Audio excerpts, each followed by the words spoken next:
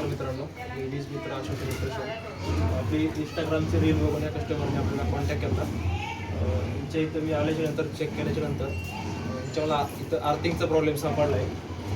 त्यांचं जे न्यूट्रल आणि आर्थिंगमध्ये शॉर्ट दाखवते आणि गिझर चालू केल्यानंतरच प्रॉब्लेम दाखवते.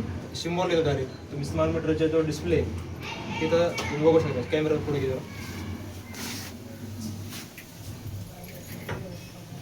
हो का, आर्थिंगचा सिम्बॉल दाखवते. हा फक्त गिझर चालू केल्यानंतर दाखवते आणि गिझर बंद केले की हा सिम्बॉल जातोय.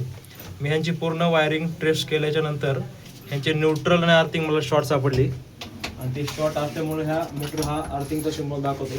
जर तुमच्या आर्थिंगचा सिम्बॉल तुमच्या मीटरमध्ये दाखवत असेल ना, तुम्हाला 100% तुमचा लिकेज सप्लाय न्यूट्रल आणि आर्थिंगमध्ये लिकेज आहे. न्यूट्रलचा सप्लाय तुमच्या आर्थिंग मार्फत कुठेतरी ग्राउंड होते, त्यासाठी हा सिम्बॉल दाखवते. जर तुमच्या पण जर मीटरमध्ये असा सिम्बॉल दाखवत असेल तर तुम्ही तुमच्या नजीकच्या जवळच्या इलेक्ट्रिशियनकडून तुमची घराची वायरिंग टेस्ट करून घ्या. ह्याच्यामुळे तुम्हाला कमीत कमी भरपूर असा लाईट बिलमध्ये पण फरक पडणार आहे. तर खास आज ह्या साईटला आल्यामुळे हा व्हिडिओ शूट केला आहे. आपलं पेज फॉलो करा.